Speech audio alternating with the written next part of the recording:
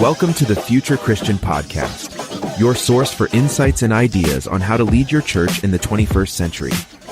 At the Future Christian Podcast, we talk to pastors, authors, and other faith leaders for helpful advice and practical wisdom to help you and your community of faith walk boldly into the future. Whether you're a pastor, church leader, or a passionate member of your faith community, this podcast is designed to challenge, inspire, and equip you with the tools you need for impactful ministry. And now for a little bit about the guest for this episode. Welcome to the Future Christian Podcast. Today, Loren Richmond Jr. is in conversation with Grace Duddy Pomroy. Grace is the director of the Stewardship Leaders Program at Luther Seminary. She's a lay millennial stewardship leader, speaker, and financial educator based in Allen, Washington. She is the co-author of the stewardship book, Embracing Stewardship: How to Put Stewardship at the Heart of Your Congregation's Life, as well as author of the free 2013 ELCA stewardship resource, Stewards of God's Love. Her latest book, Funding Forward: A Pathway to More Sustainable Models for Ministry, was just released September 2024. Grace is also a consultant with Relevant, a charitable organization that lovingly preserves, restores, and repurposes underutilized churches into community hubs and affordable housing. A reminder before we start today's conversation, please take a moment to subscribe to the podcast, leave a review, and share Future Christian with a friend. Connect with Loren, Martha, and Future Christian on Instagram. Shoot us an email at loren@resonatemediapro.com with comments, questions, or ideas for future episodes. We appreciate your voice in how we faithfully discern the future of the church.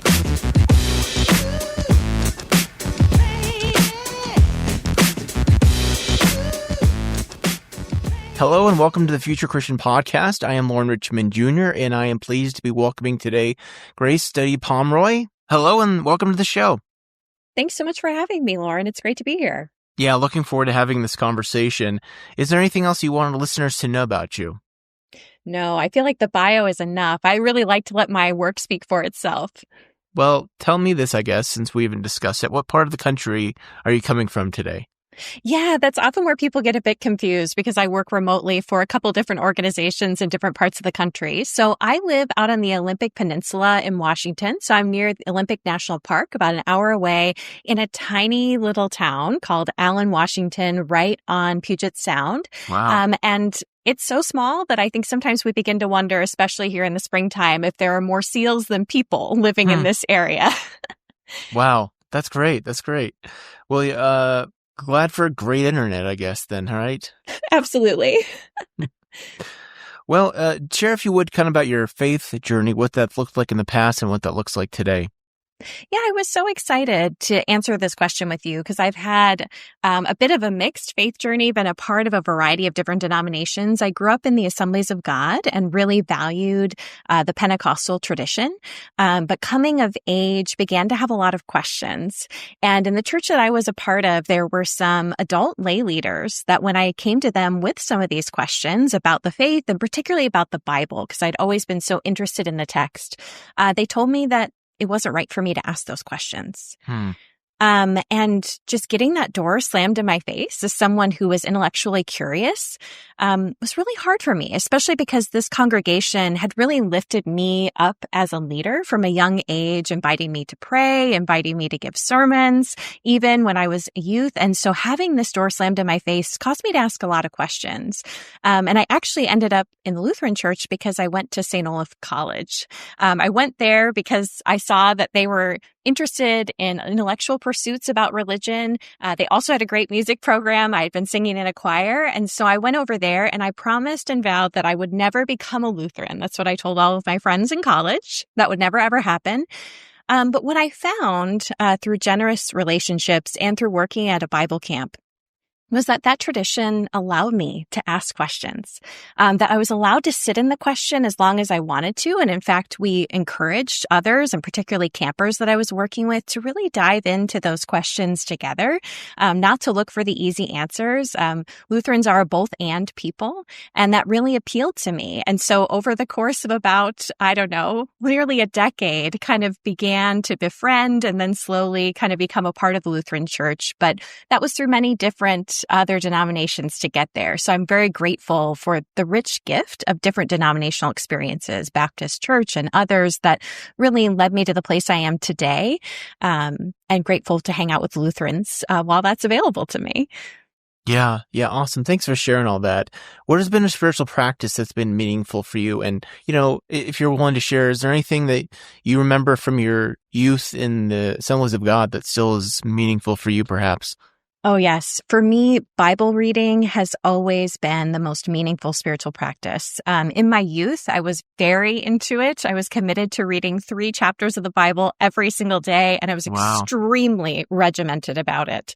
I would feel very guilty if I ever missed. One of the beautiful things in my coming of age and adult experience of the faith has been just to hold that a bit more loosely.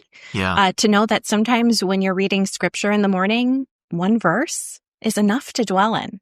Sometimes you need a full passage. Sometimes you need 3 chapters. It really depends on where you are, and giving myself permission and freedom to enjoy the text for what it is. Lately, I've been reading the Bible in the Message paraphrase, because I found when I read it in the NIV, I heard scripture and sermons from my past. When I read it in the NRSV, I heard my seminary professors in my head, and I wanted to just listen to the text. So reading Eugene Peterson's Message paraphrase has allowed me to see it in new ways, and even to read passages I've known for so long and not even recognize them because the language is so different. That actually happened to me earlier this week. And one thing I've kind of paired with that over time is also reading poetry. So during seminary, I found reading the Bible felt too much like schoolwork. And so going into reading different poetry, particularly about nature and God's role in nature, was so beneficial to me. And now I'm finding myself reading the Bible and reading some poems from some unhoused women. I recently received a book of poetry from unhoused women alongside that. Just this beautiful reminder not only to love God, but also to love neighbor, has really created a beautiful spiritual practice for me. Yeah, it's funny you mentioned that thing about the reading in different translations. Something I can relate to, having grown up Baptist and the strong affiliation with the King James Version. It's similarly recognized, like hearing. For me, it's not necessarily hearing the sermons, but I go back to that kind of interpretive framework of like how I would have interpreted scripture when I was reading King James primarily. So it's interesting how those things shape our minds. For sure. Yeah. Well, we're here to talk today about Grace's book, Funding Forward, A Pathway to More Sustainable Models for Ministry.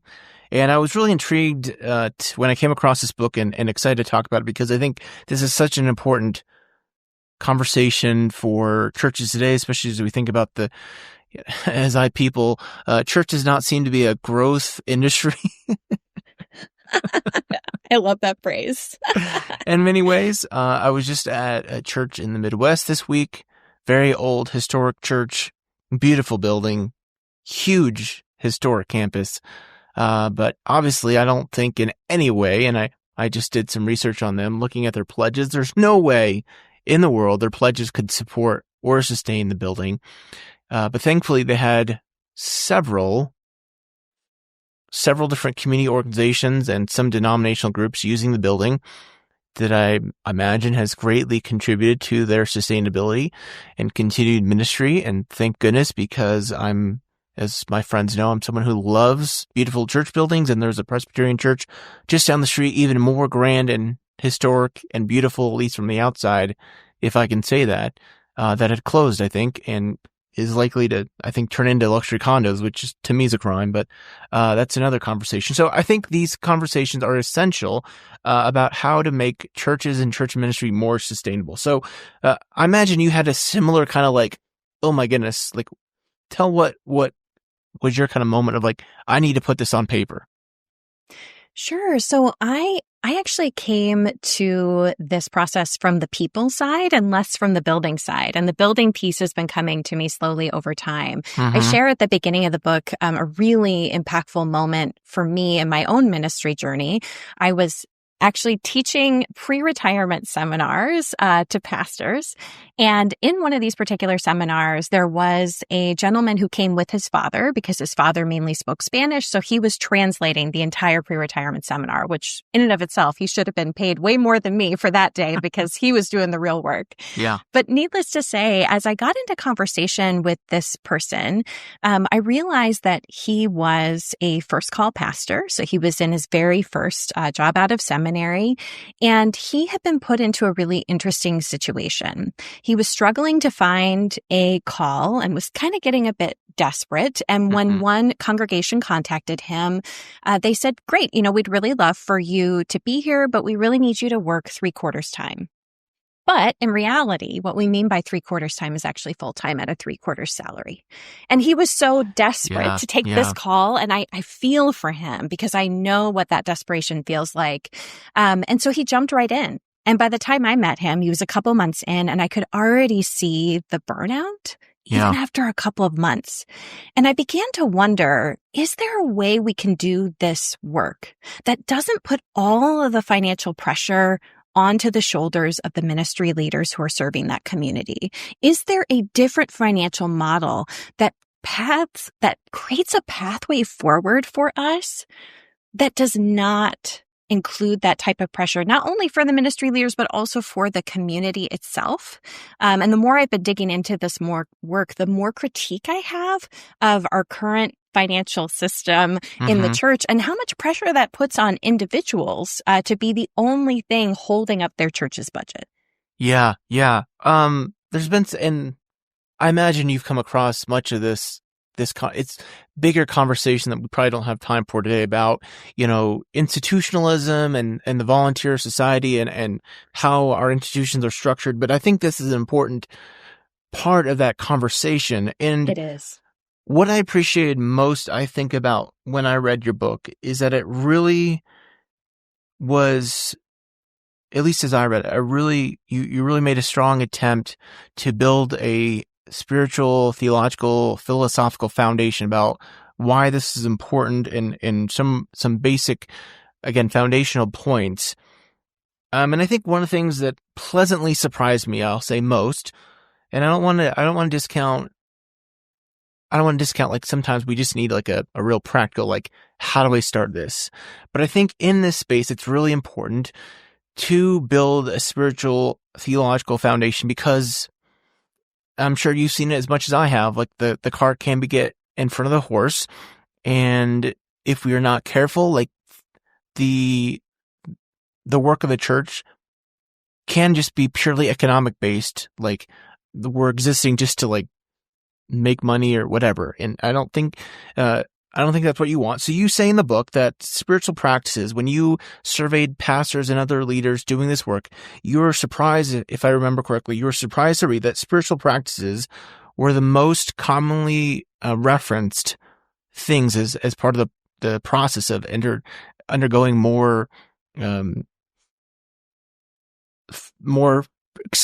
exploring more untraditional financing models. So talk more about that, if you would. Absolutely. I am so grateful that you asked about this because I do think whenever I talk about this, people want to dive right into the practical right away. Right. And when you do that, you miss the entire point. I am not interested in financial practices just to save the institution of church. I have zero interest in that conversation. If we were going to have a conversation about how to add an extra 5 to 10% to your budget just to add an extra 5 to 10%, we'd be having a very different conversation today. And we'd be looking at very different income sources. And I don't think that conversation is faithful. Because what God calls us to do is not to maintain an institution or to maintain a building just to maintain a building. God calls us to love God and love neighbor, to make disciples of all nations. And how we do that is different in every single place. And so it was fascinating to me because I came into this research project. I'm a math major. I'm a finance gal. I was looking for the practical details. And even though I am a person of faith with a spiritual life, I have to admit I had that practical lens going. That's where my antenna was focused. And again and again and again and again, the Spirit reminded me, this work is not about that. And if you want to be in creating a sustainable model for the long term, there are spiritual practices that are necessary to this work because the mission matters so much more than the money. And we've now seen that from a research lens, that the entire congregation needs to be on board with the mission and how you're going to live that out. But the details of where the money comes from and all of the financial nits and gnats, those can be handled by another group of people. They're vitally important to this process, but they're ancillary. So what we found is that spiritual practices, including just really small ones, were vital. So an example of this, one of the congregations we studied, the Emory Fellowship in Washington, D.C., a congregation that is rich with deep spiritual practices. If you want to see an exceptional mission and vision statement, please Google the Emory Fellowship. It's one of the best I've ever seen. Their mission to bring a whole life to all people.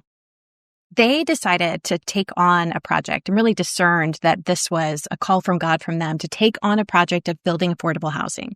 And as Pastor Joe Daniels would say, if you're building in Washington, D.C., expect it to take a long time. If you can build in Washington, D.C., you can build anywhere. It took 11 years to complete. Wow. It was a twisting journey, winding all the way through. But one of the practices they used that's so practical and beautiful is that they invited people to pray every single day for this project, twice a day at 6:10 a.m. and 6:10 p.m. So people would set their alarms every day to pray for this. And it kept them going through the journey, through the times when things seemed to be moving forward, through the times when things seemed to be tough. And this is a group of working class people in this congregation. They do not have a lot of time to invest in long-winded spiritual practices. And they pointed to us again and again that this is one of the things that really kept them going. You can imagine their evening meetings at church where everybody's alarm goes off and they would all pray together. But honestly, for years, this was an important practice for them. And of course, we saw some other practices, people really diving into their own money stories as they dug into the money story of their congregation. People spending time doing work around how to love their neighbor and really listen to their neighbor. The spiritual practices were vast. And I really followed what I believe was the lens of the Spirit to say, if this feels like a spiritual practice to this congregation, even if you and I might not define it that way, we're going to define it that way from a research purpose and perspective. Yeah, that's helpful. It goes back to something I feel like I'm seeing again and again as essential in at least American Christian society, that these efforts have to be undergirded by a rich spiritual depth, or else, like you said, 11 years, my goodness. I'm remembering a story here in my own neck of the woods where similarly a building was built, and it took some 20 years of somebody walking around this property, praying and praying and praying and praying.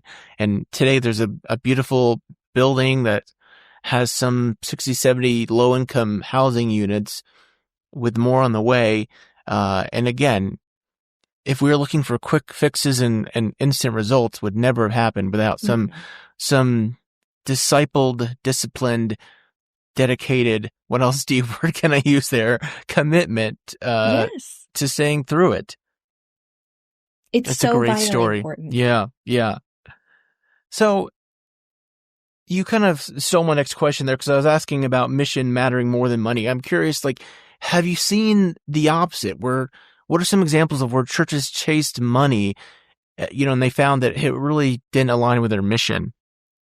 Oh, that's a great question. I don't know that anybody's asked me that before, so I might need a second to think of some good examples. But just to kind of go off a bit on that topic, I will say some of my favorite folks in congregations are the church treasurer, the church finance chair, and sometimes good, faithful people can fall into this trap where money matters more. And often this comes from a historical bias. For so long in our Christian traditions, keeping the doors open and if you build it, they will come theology was the way that we evangelized. So in many ways, as much as we want to critique that ideology, theology, philosophy, I think we need to take the time to realize where it comes from and to help people begin to undo some of those ideas from the past about it.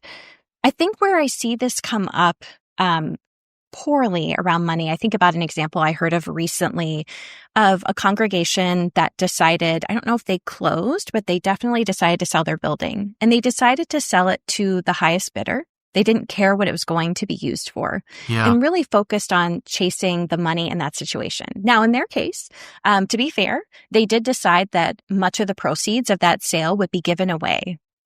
But what I'm more curious about is how do we actually make sure the mission is aligned throughout the process? Mm-hmm. Because you could have still sold the building in a missional way, made some money, been able to give it away, maybe not as much. But did you really need to have that much money stored up to give away? And what type of legacy are you leaving given that you sold this to the highest bidder? Right. Now, there are some communities where you may make a lot of money and it may make sense to go with that highest bidder and there's a missional connection. But I think the biggest issue for congregations that I see is we don't know what our mission is. And when we don't know what our mission is, when we haven't spent the time in discernment, which is so hard, but it's so necessary, then we're never going to be able to make these decisions. Because if we're not clear on our mission, we can't make these choices that need to be made. Yeah, that's a good point. How did then, when we're thinking about, because again, there's not always that clear differentiation between, is this feeding mission? Is this feeding just purely the bottom line? Sometimes practical decisions need to be made about, to sustain our mission, we might need to pursue money. How do you help congregations, or how do you advise congregations and leaders to find that kind of sweet spot? I'm thinking, I'm sure you've worked or encountered Mark Elsden. They have, he's a good friend. They have that kind of helpful chart in their book or his book of, I think it's in one of his books, right? About the, he's got it in a couple different places. His Money and Mission Matrix is one of my favorite resources to use with people. It is brilliant, but it's also very simple. So I hope I can explain it in a way that makes sense to the podcast viewers, which is that essentially if you think of a table, you've got money on one side, you've got mission on another.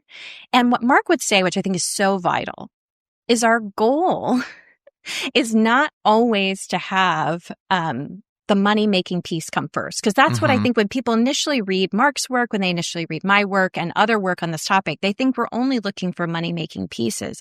But in reality, our goal is to find ways to connect with the mission, some that cost money. There will always be pieces of our ministry that cost money. That's not a bad thing. Right. Some that break even, that's wonderful. And we need to find more of those opportunities. And then some that also generate income. And our goal is to really hang out across that line. Where things can get sticky is on the things that are missionally neutral. And what Mark would say is, even if it feels like a big money generator, take the time, because a lot of things that congregations think immediately are mission neutral often aren't.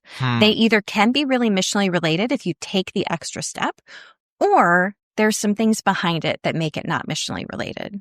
Yeah. And if you're saying, well, that feels like it could be different for every place, you're absolutely right.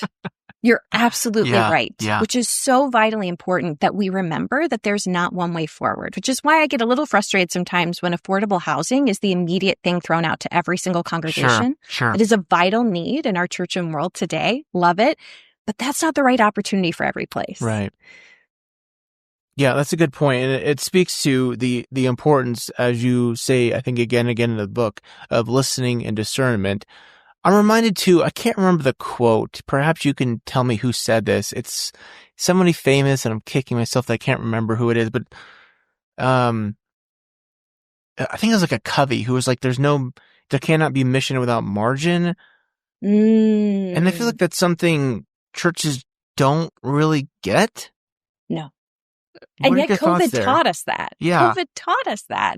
I mean, so many congregations learned through COVID that if you don't have any type of margin, it's going to be challenging. Yeah. And I really would encourage congregations to consider that. I've seen a lot of churches begin to put together a sort of emergency fund, whether that's in the form of an endowment that you could grab from if you needed to, and you need to make sure your endowment restrictions allow you to do that. Don't just make that up. Or having some savings that are set aside is so, so vital. And especially in a season of ministry where you're pursuing new income sources, it is very rare that transition happens quickly. So you need to give yourself the bandwidth. Think about it like starting a new business. You know that you would need to have some money set aside to help fund you as that business came up to speed. And it's the same as we're switching to a new model of ministry with our finances. Yeah, and again, I guess, again, I'm going to keep beating this drum because I think you do in the book. Listening and discernment is so essential, because if not, we're just either chasing after money, right? Or we're going to get into something that's not, it is, again, as Elson would say, is like it's against our mission. And that's the worst for sure. It really is. And I think I see too many congregations trying to copy and paste. Right. They really love the ideas of what other people are doing in your community, but you don't need 10 food pantries. Right. On the same block. Right. You just don't. I mean, unless your community really does need that, in which case, please pursue it. But ultimately, likely not the case. And I think we're looking for quick fixes rather than doing the scary work. It is really scary to go out and talk to neighbors. I get that. It can feel really daunting to sit and discern mission and not have any idea what God is going to say to you about what God wants to do next with your congregation, and know that it may go in a different direction than you could imagine. That faithful risk-taking is so important. And these simple practices, which we try to include in the book, of dwelling in the Word as a community, of going on prayer walks in your community. I try to include specific questions that you can ask to neighbors so that you know what to say. There's kind of a script prepared for you. And there's certainly a lot of great resources out there outside of my book on that topic. But I would encourage you, don't try to shortcut it. And if you are the church treasurer type that's listening to this, awesome. Love that for you. This can be your moment to introduce that part of the conversation. Maybe you're not the one who leads it, but the fact that you've brought it up, people are going to listen because they don't expect that from you. Yeah.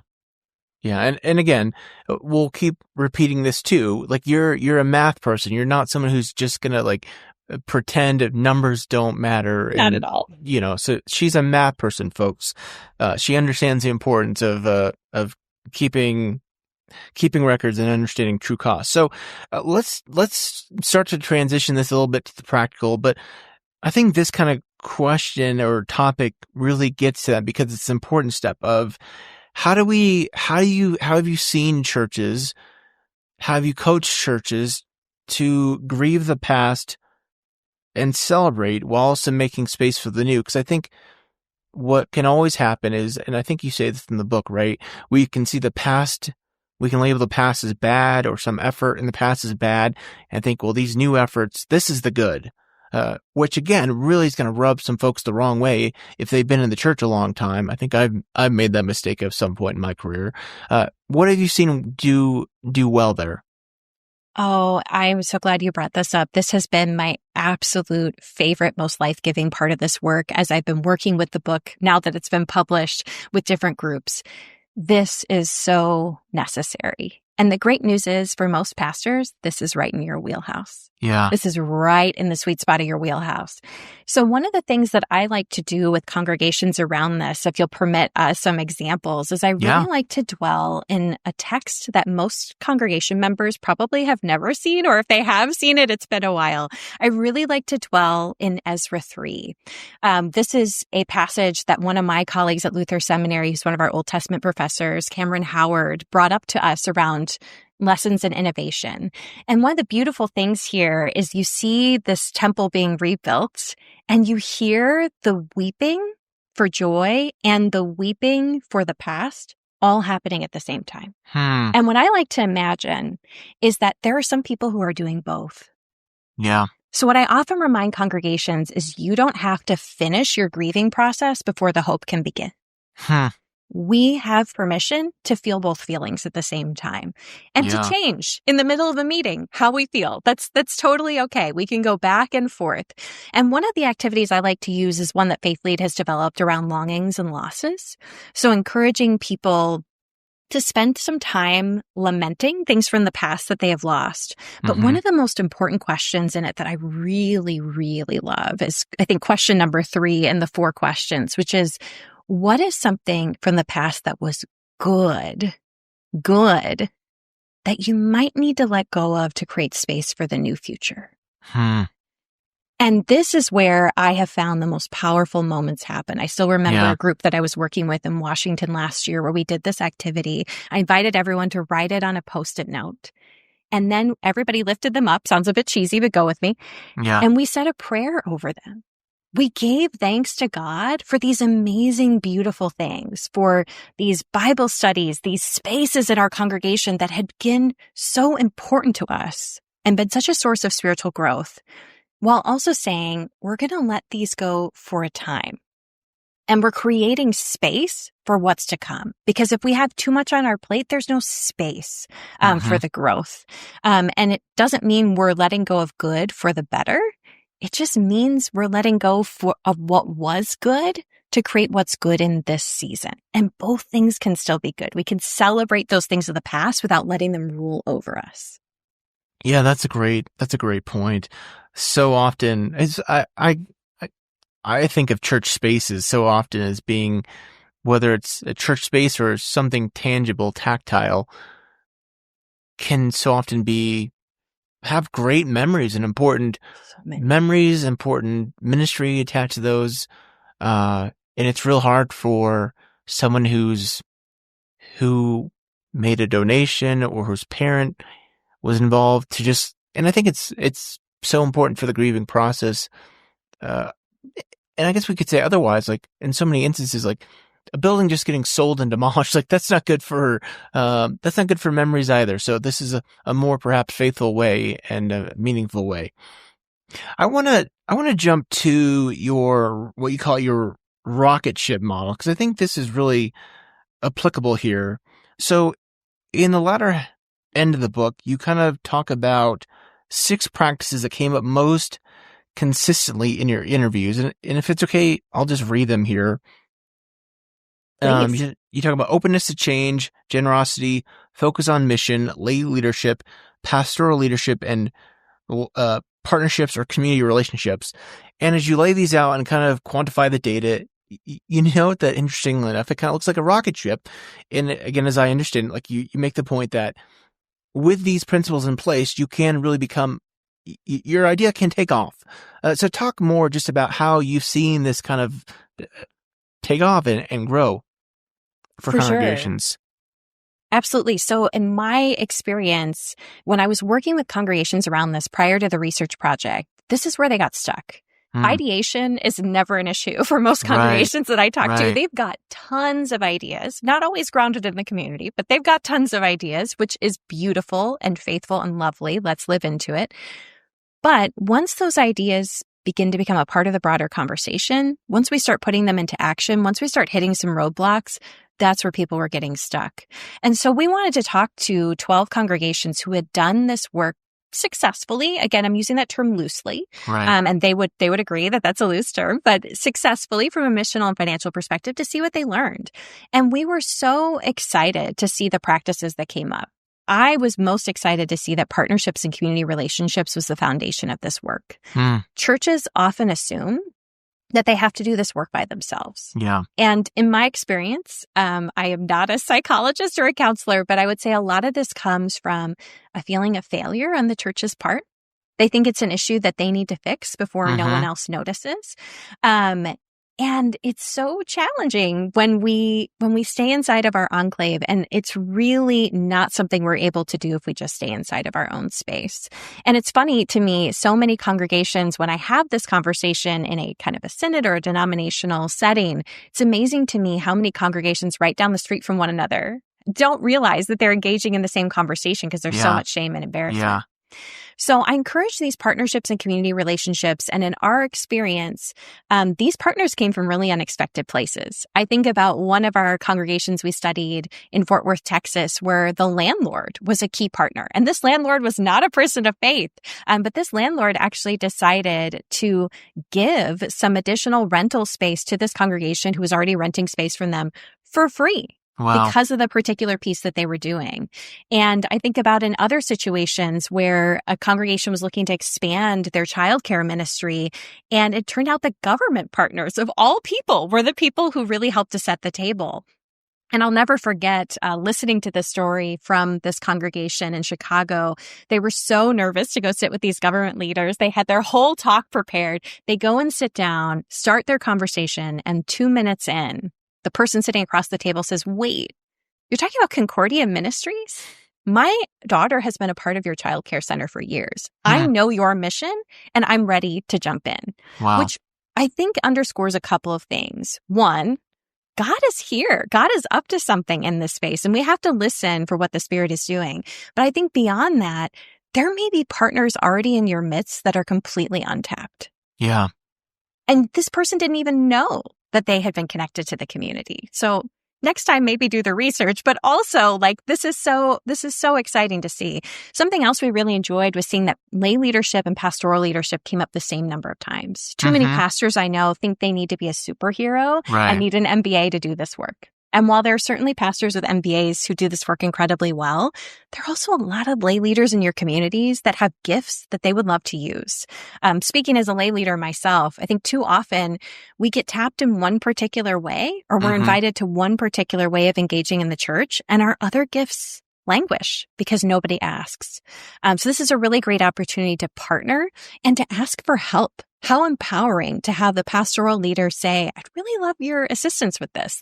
I'm not so good with the numbers. Can you help us run the numbers and see if this really makes sense?" And I think they'd have a lot of energy around it. And as I said before, focus on mission really mattered. And then generosity. People think that starting a new funding model means generosity in the offering plate goes away. And that was the last thing that we saw. Generosity from unexpected quarters showed up everywhere. Yeah. And just finally, kind of the openness to change right there at the top of the rocket. This is the piece that, at least for my fellow Lutherans, gives us heart palpitations. Remember, it's about openness. Yeah. You may not be open to completely getting rid of your building. That's a lot. But might you be open to using your kitchen differently one day a week? Might you be open to having something happen outside of your sanctuary, even if you're not using that sanctuary space? Might you be open to having food trucks in your parking lot? Look for that one small opening and then lean in. Because I find that once people try it once in a small way, they're more open to the rest of the things to come. Yeah. Yeah. And I think this process is so important because, like you said, in that ideation stage, without some of that critical buy-in or critical mass, I don't know how to say it differently, these ideas can so quickly fall flat.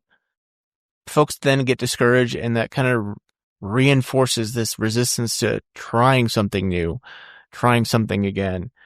Well, again, I want to bring this even more practically speaking, because you and I were kind of joking about this before we started recording. Let's talk real nuts and bolts here, because I think one of the things that I was so thankful to read in the book, and something that I've seen in my ministry, is folks don't often understand the true costs of things. And I think I see this most often in folks not understanding the true costs of renting. So again, we don't want to be the church to be a profit center, to use a real businessy word, right? We're not looking to necessarily make money, but what have you seen? Because to me, this is something that I bang my head against the wall again and again when I see churches we're going to give, a giveaway space for $50 for an entire night. And I think that's not even covering the water and the toilet paper, for instance. Exactly. That's the first thing that I would say. So your mission is going to help you figure out how you want to charge money for the space. But regardless of what you do in terms of charging money, not charging money, you have to know how much it costs. And believe me, your church treasurer, your property team, your finance team has been waiting to run these numbers. So please put them to work. They will be excited about that. There are so many different costs to renting out a space. I'm going to name a couple, but there are going to be so many that I miss. Like you mentioned, there's water, there's toilet paper. There is the cost of cleaning a space, which people don't think about. There's the wear and tear of the space that people don't think about it. There's the staffing cost. Yeah. Because often you need to have somebody there to open and close the doors. There's a security risk. You may need to add additional security features. Sometimes there's permitting that you need to have. If you're going to have somebody come in and use your kitchen for a commercial purpose, you might need to have some upgrades done to that kitchen. The list goes on and on and on and on. And one of my favorite resources I've seen to help total that up is Rooted Goods resource, How to Rent Well. Okay. Very much worth the money. Absolutely fantastic. Goes through the details step by step. And please, please, please, if you are not a finance person, this is a great time to bring in your finance person in your community, because they will enjoy running through these numbers, especially if you have somebody who's more on the banking or real estate side. They will have some really interesting perspective to bring. And encourage them to think of all of the costs that you might not be considering. And then once you know what that cost is, that's when you can begin to have a conversation. Yeah. I certainly know of congregations who say, you know what? We know for our community, our mission is to give away space, but we know what the cost is. Mm-hmm. That's a ministry that we include in our budget. Yes. Cool. That's great. There are other places that say, you know, our mission is to offer below market rent. And there are plenty of places that I know of that do a sliding scale. I think about a congregation I know of in Seattle that I love, and their sanctuary space is used on Wednesdays for a neighbor who does Tai Chi. And that's a very different price point than when it's used for a wedding, than when it's used for a concert. And that's okay. And the cool thing about their model is they're not secretive about it.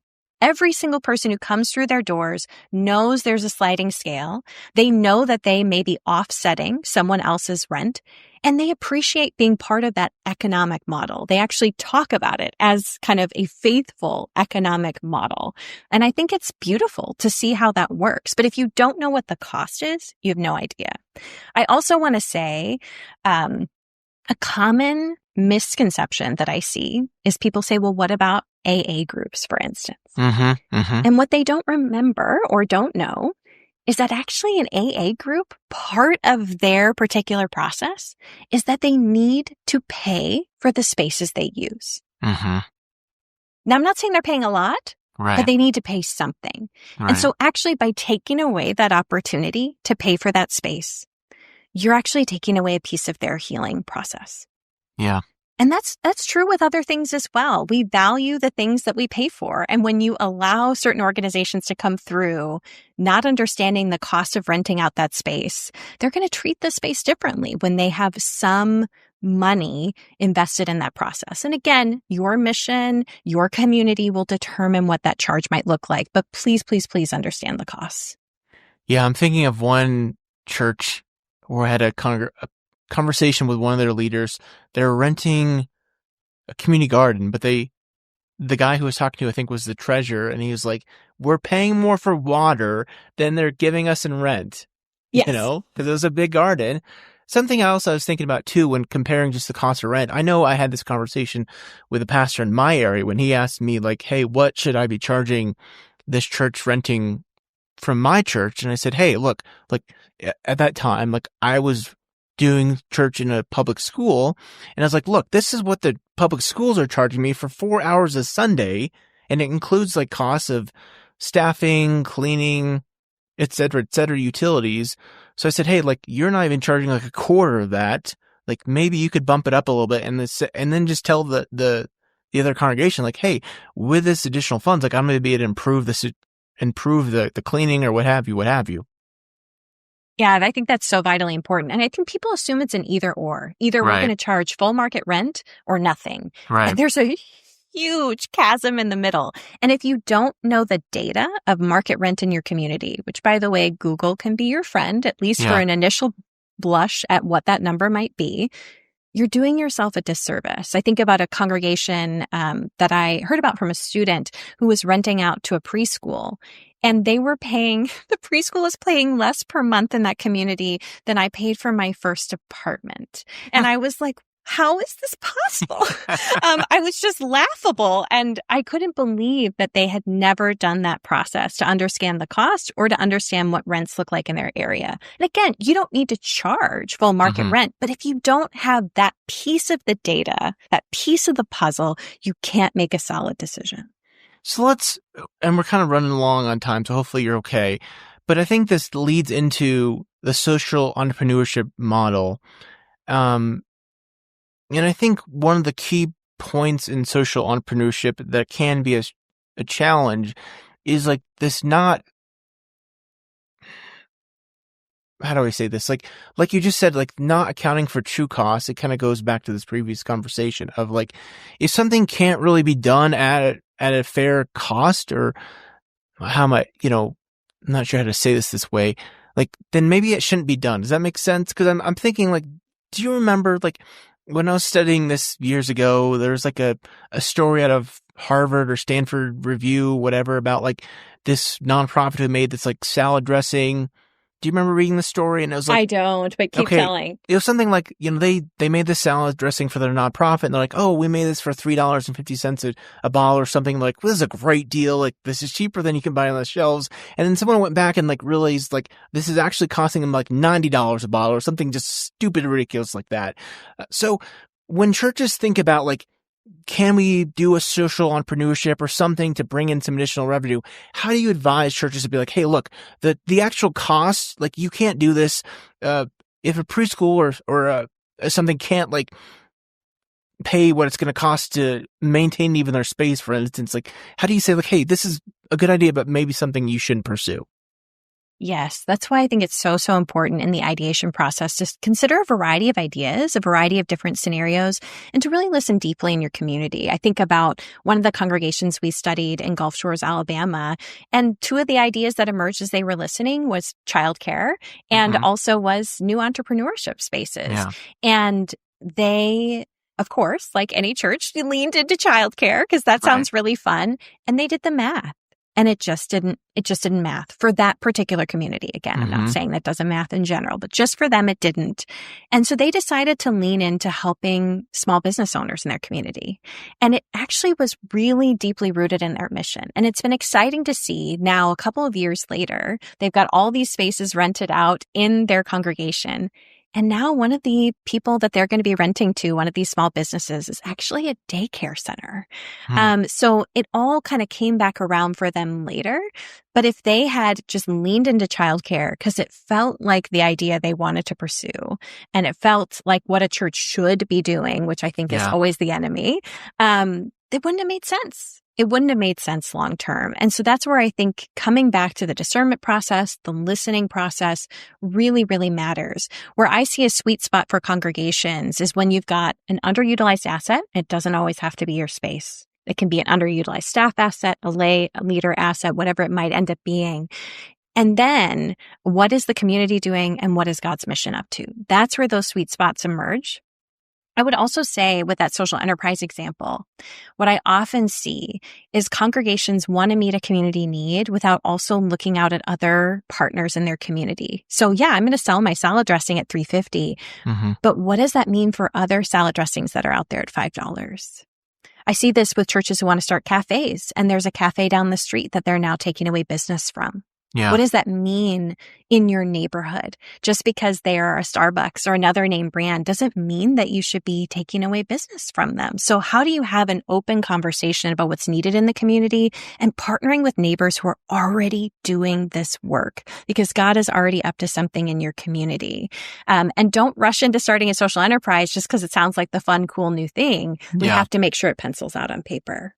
Let me ask one more question here before we take a break related to this question. I think sometimes churches can be resistant for obvious reasons. Like there's some complications to pursuing like renting a church space, for instance, to a purely business model. But, and there's obviously some, is UBIT the term, unrelated business income tax expenses? You got it. Like I was at a church where they did that and had to deal with that. So talk a little bit about how like that's not necessarily a for sure like hard brick wall obstacle, even if like it's not directly mission related. But again, going back to like Elzin's point, like it's not off mission. No, not at all. And Loren, I'm excited to see that we got 46 minutes into this conversation before taxes were brought up. That's a record. It's wonderful. I love this. So what I would say about that is taxes often become a first point of tension. People get really panicky about losing their 501c3 status. I can't say I have any idea where that's actually coming from. It's very, very rare to lose a 501c3 status. And I actually can't say personally that I've connected with any congregation where that's been the case. There are a lot of other hurdles before you would get to that point. I think where things can get tricky actually is not with taxes, but is actually with working with city and local government around zoning. That tends to be the bigger challenge. So if you're thinking about a space-oriented idea, what I always say is you want to get in touch with a local attorney, an accountant as soon as you can. Somebody from outside of your community, right in the midst of the ideation process is a great time to bring them in because they're going to be able to say to you, great, you want to rent out your space? Here are 5 different things that you might do that might help reduce that tax liability or potentially eliminate that tax liability, depending on how you decide to go forward. And guess what? If you have to pay some taxes, it's going to be okay. And in fact, that's just part of the numbers that you pencil out. So you might know, we're going to have to pay some unrelated business tax. And so as we're considering what we want to charge for rent, we're going to account for that idea. That's going to be included in our budget from now on. It really is not the end of the world. Yeah. Thank you for saying that because I feel like I've had these conversations where people just like freak out, be like, oh, taxes, unrelated business income taxes. Like, yeah, it's fine. It's a thing. People do that.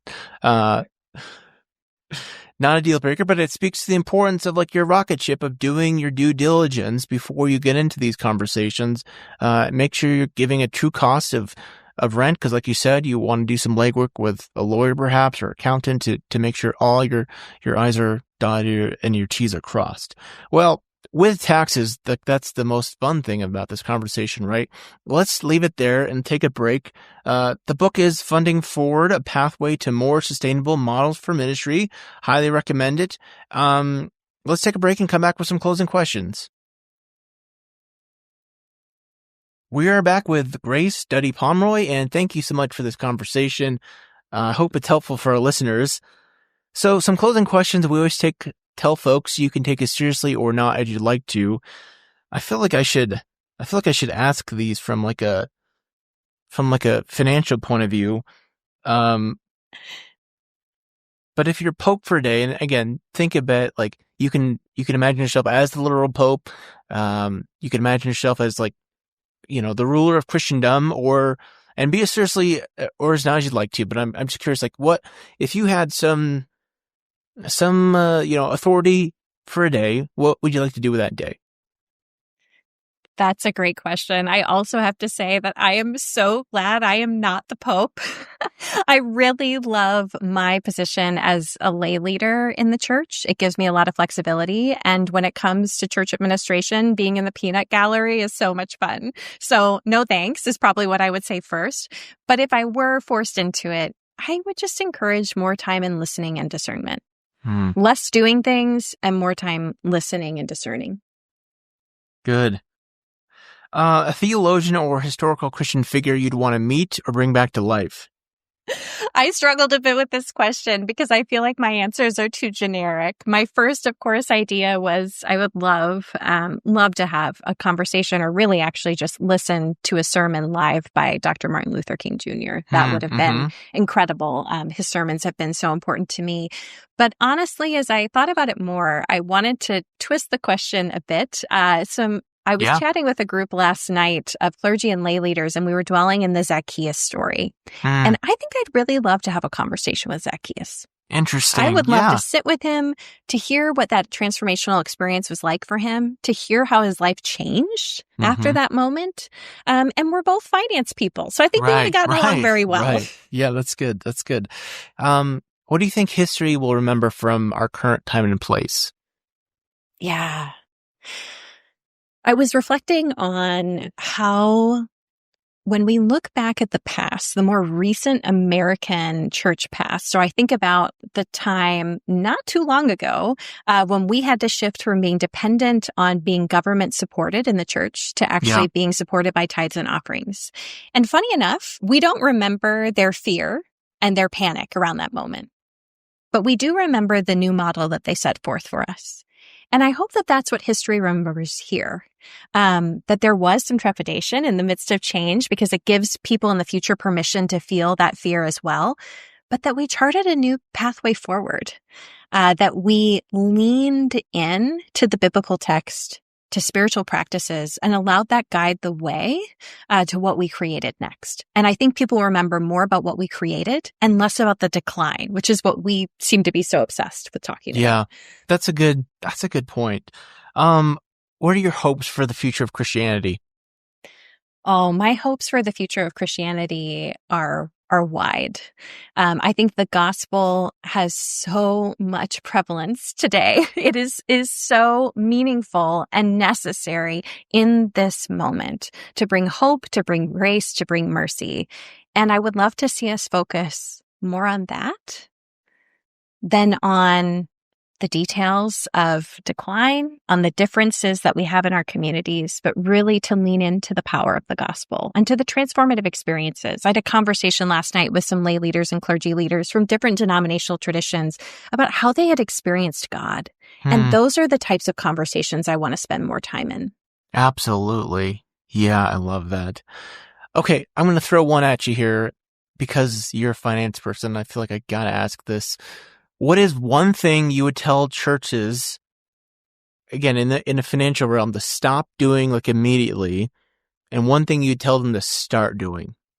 Oh, yes. So, and it can be like, stop using QuickBooks and start using this platform, or, something like that, even simple.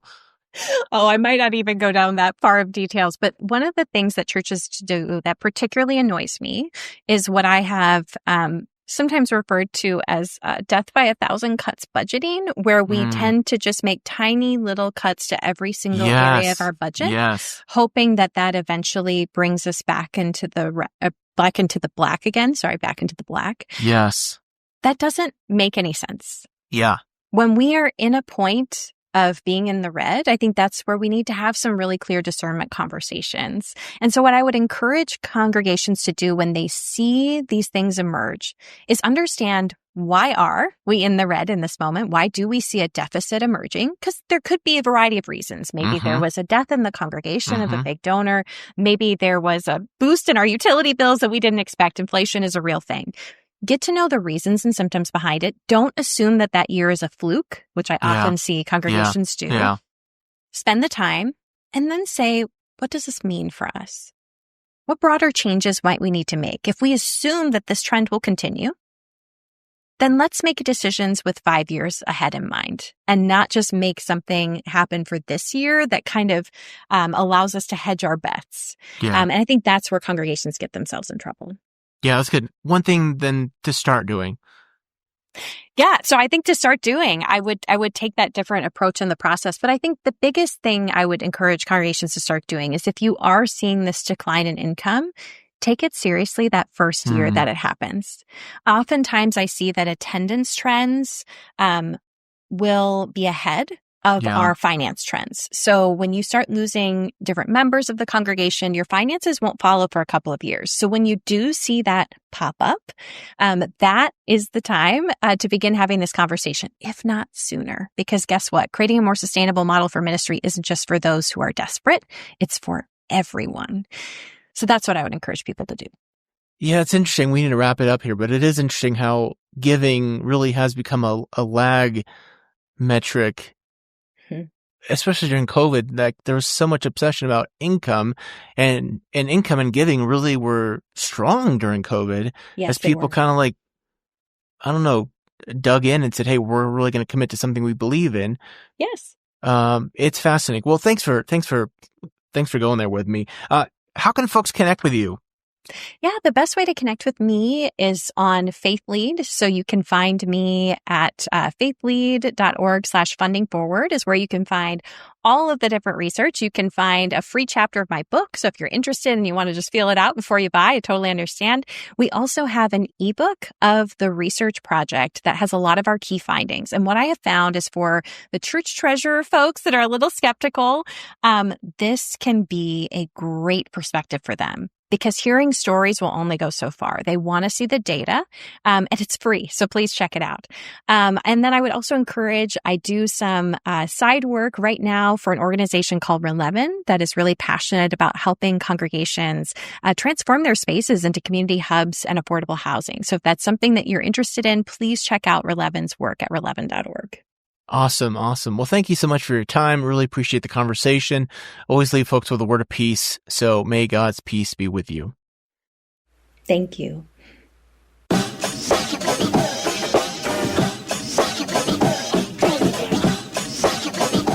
Thanks for joining us on the Future Christian Podcast. The Future Christian Podcast is produced by Resonate Media. We love to hear from our listeners with questions, comments, and ideas for future episodes.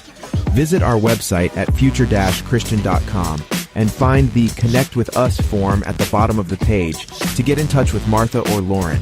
But before you go, do us a favor. Subscribe to the pod to leave a review. It really helps us get this out to more people. Thanks, and go in peace.